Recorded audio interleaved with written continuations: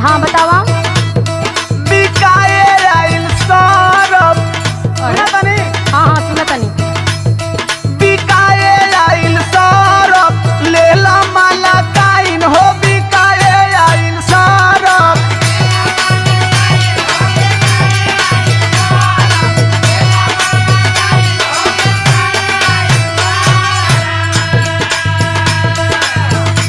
अरे नइखी बेचत साया साड़ी नइखी बेचत बरफ बिकाए आइल सरफ।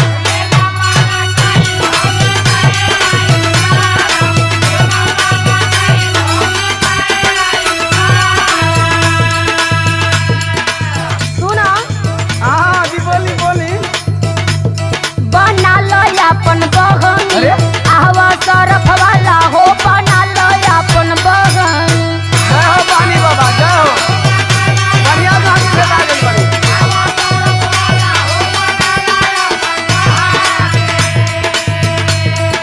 सैया मुरली अइले नाही कई बेरी कहली बना लो अपन बहन। आहवा सरफ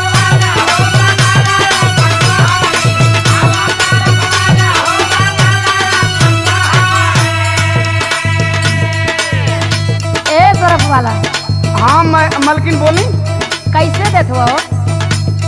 अरे वो भाव नहीं की जानत कहिए से आपके गाँव में आवत जात बनी। अरे तो बताई देबो तो का हो जाए। तो सुनी बतावा तनी। बताओ। 3 पैकेट ले लो लागी 100 रुपया।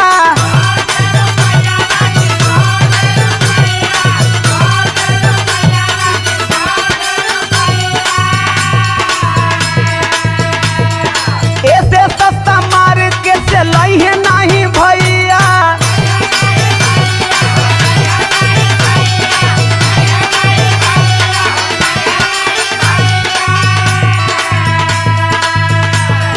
हमरा मल के चारा चाहो खेला चारों तरफ बिकाए आइल सरफ।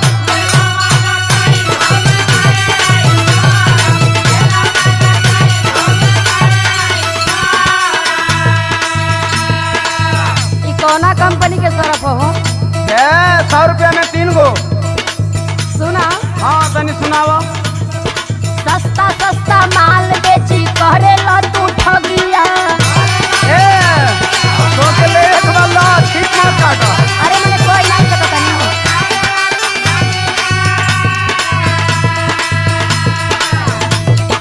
पता नहीं एकरा से छूटी बिना दगिया।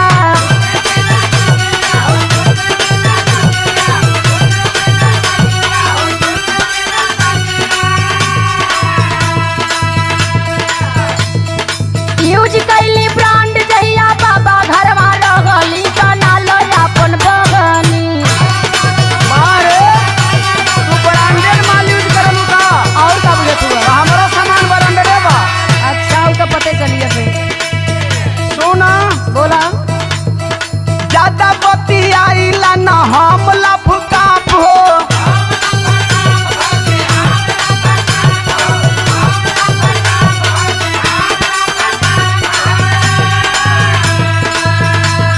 आप कोई भरोसा नहीं के कि हमार माल ब्रांडेड नहीं खे। अब देखब तब ना। तो सुना देखावा तनी। खुला बाटे पाकिट चेक कल के साफ हो। देखो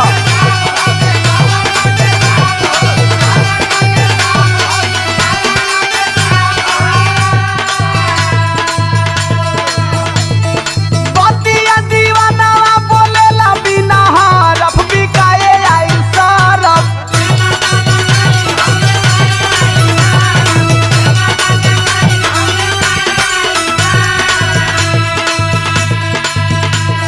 हाँ हो साचो के तोहरे सरफ में दम बा। हाँ देख लू चेक करके का। हाँ देखा। तो हम कहनी ना कि हम खोल देव तो तुम सामान देख के पसंद कर लो। हाँ हाँ बढ़िया बात सुना। हाँ तब बोलो। चेक करके देख लिहली माल नइखे नरम। नरम हो ना। हम जल्दी से खोल के देखो तो पसंद कर लो।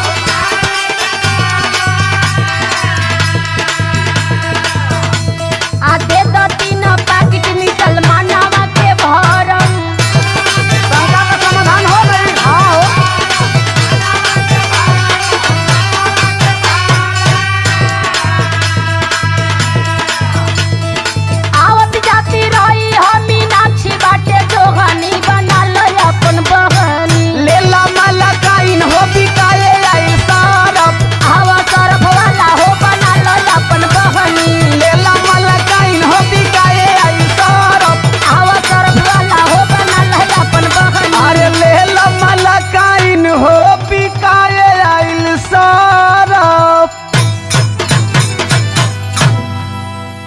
हाई पैसा लो आ माल दो।